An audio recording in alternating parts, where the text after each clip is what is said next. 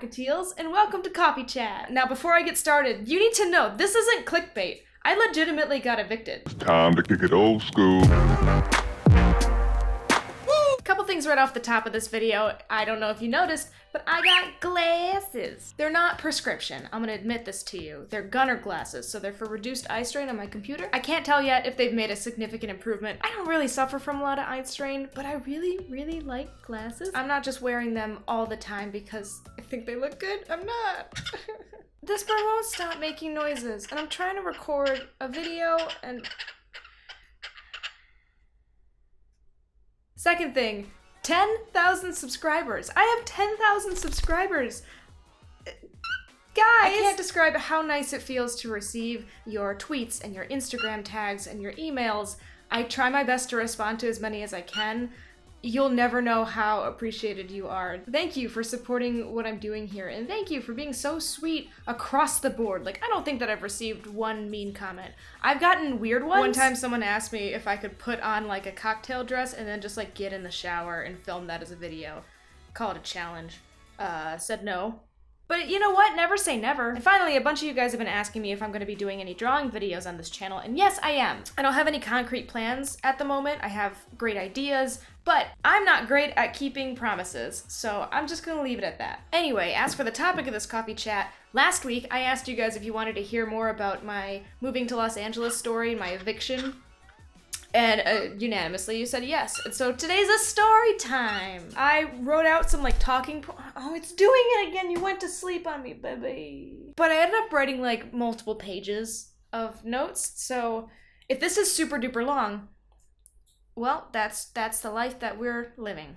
So to give some context to the story, I went to school at the College for Creative Studies in Detroit, Michigan. That college is an art school, and so it made sense that after I graduate, I moved to a city that had more of a thriving art community.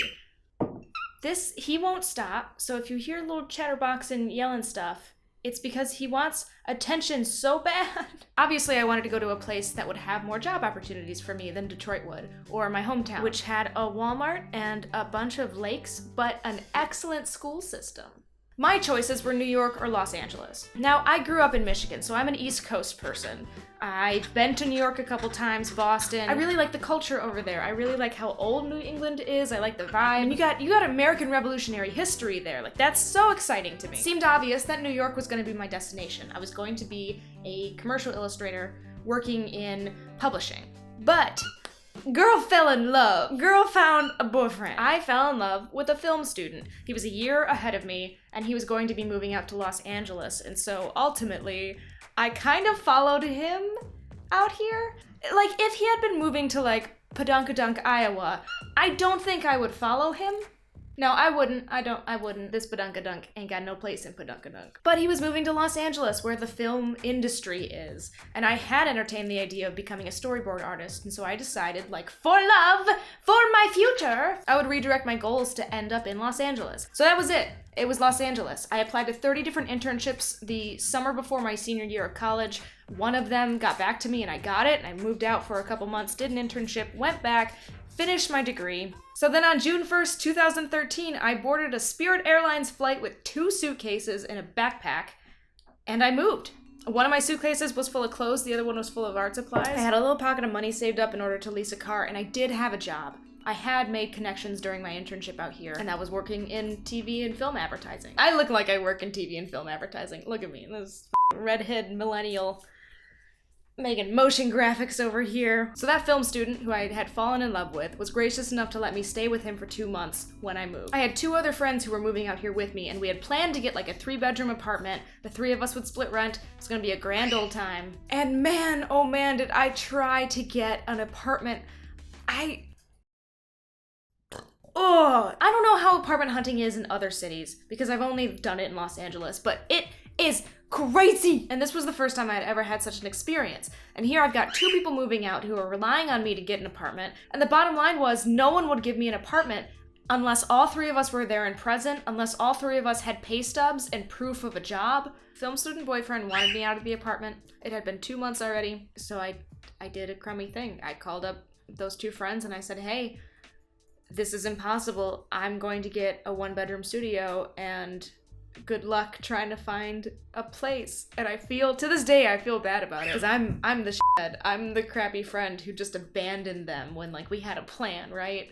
But my back was against a wall and I couldn't do anything. So one of the landlords who had shown me a 3-bedroom apartment really liked me and showed me a studio in the same building and offered it to me. I had one day to take it or not, and I ended up taking it. Fun fact, one of the people who I was gonna originally live with when I moved out here was Jeff, who runs a channel called Fresh Plays with me. We play video games together. We see each other every week and perform comedy, so that worked out. The other one doesn't talk to me.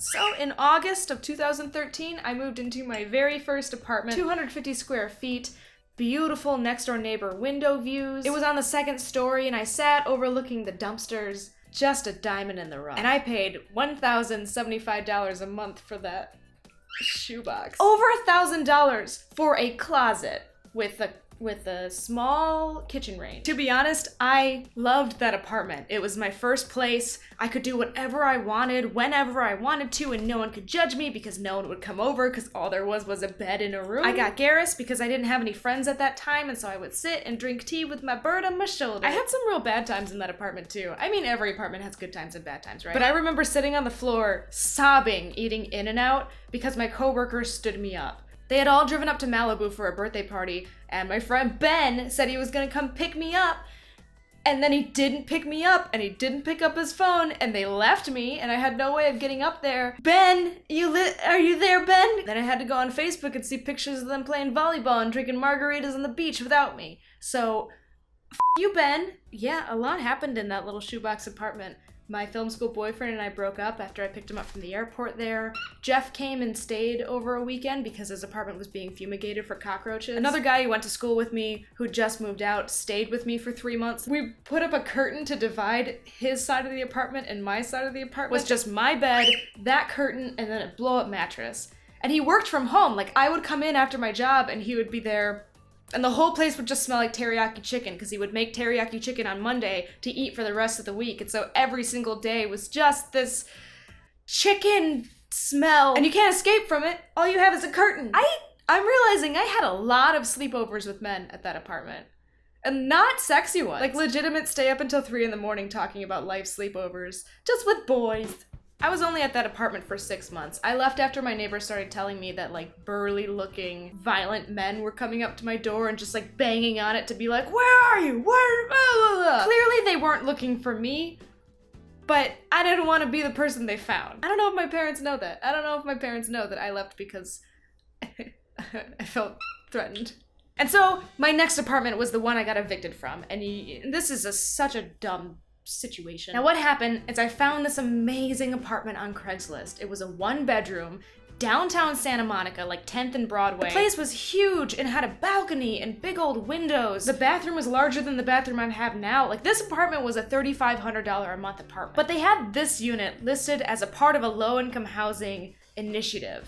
And I happened to qualify for low-income housing at the time, which is in and of itself ridiculous. In Pudunkadunk, Iowa, I would be able to raise 2 kids by myself, no problem. I applied, I got approved, and I went to go sign the lease. But here's the kicker. Here's the goddamn thing that got me in trouble. I got a raise, and I signed the paperwork for my raise a day before I signed the lease to my apartment. And so effectively, that day, I was bumped out of the bracket of low-income housing. But as far as my financials showed, I was totally in the clear. And so everything indicated that it was no problem. I signed the lease, I moved in, and I lived there for 6 beautiful months in this amazing, close to beachfront property that I could possibly get until the city of Santa Monica sent me a notice and was like, hey, you make too much money, which is the most ridiculous piece of mail that you could receive. If it was the other way around, if I had signed that lease the day before I got the raise and signed that paperwork, we would have been fine. I might still live in that apartment. I don't know. But no, that's not how it worked out. Now, I have this dumbass story that I have to tell every single landlord that I apply for an apartment with. Because in every application it says, hey, have you ever been evicted? And then describe how that happened. And I have to be like, oh, I made too much money to live in the apartment that I lived in. Like, what is that? Like, my problems aren't problems. So many people will get evicted because they can't make payments, because they're an unruly tenant, because they kicked a neighbor's dog. No, I got evicted because I didn't qualify for low-income housing anymore.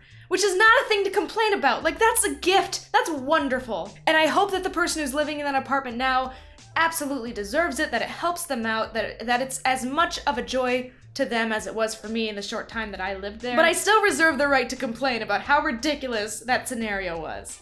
I got evicted because I made too much money. So yeah, that's when I moved out and I found a different apartment, which is the apartment that I started YouTube in. And that really was my favorite of all the apartments I lived in. Until it got broken into. So yeah, during the time when Mike and I were moving into this place, that apartment got ransacked. Someone squatted in there. There was a bunch of weird stuff. And I was vlogging at the time. You can watch the vlog where I walk into my apartment and go, oh, this isn't how I left it, and waited for the cops for 5 hours before they showed up to dusk for prints. It was insane. I hope that you never have that happen to you. If you have, my heart goes out to you. I was lucky because most of my stuff was moved out by the time someone had broken in. But still, it's bizarre to see all of your things kind of strewn about and mixed in with drug paraphernalia. LA is the place to be. How fun is this city? It's very fun as long as you don't run into crackheads. So what's the takeaway, Beth? What's the lesson in all of this? I was really scared to move. I used to take a picture a day for a long time, and I have a photo of me just sobbing in panic on the floor because I was so scared of what the future held, because I was so scared of failure or the unknown. Everything that you built in your hometown stays there, and when you move, you only take yourself and then whatever you can fit in 2 suitcases and a backpack. And it works out. Everything works out. There's peaks and valleys throughout your entire life. Like, things will get better and then they'll get worse, and then they'll get better and they'll get worse. And you can always count on that. You can always count on that everything will change. But with every change, you become more and more able to adapt, and you handle those difficulties so much better because you've gone through similar ones in the past. So I would recommend that you move. I would recommend coming to a new city because there's things that you find out about yourself that you never would have known had you stayed in your hometown. And you don't have to live out here for the rest of your life. You can move out to a place for 6 months, and if it's not for you, it's not for you, and you peace out. No failures there. I don't know where I'm gonna be in 5 years. I can kind of see myself maybe in Denver or Alaska, someplace with mountains and snow. Or I might live and die in Los Angeles, because I really like it here. And I had no idea. I thought for ages that I was gonna be a New York baby, that I was gonna move to maybe Boston, which I also really like. I could see myself in Boston. I never ever imagined myself living in Los Angeles because I'd never been here. And so after taking the dive, cause of love, I am a better person for it. I am a more experienced person for it. I can see myself through different lenses. Like, I didn't know I had an accent until I came out here. I have a Michigan accent. And people tell me that all the time. I say pop. So take the plunge, move. If you're thinking about doing it, just do it. It's scary and it's hard.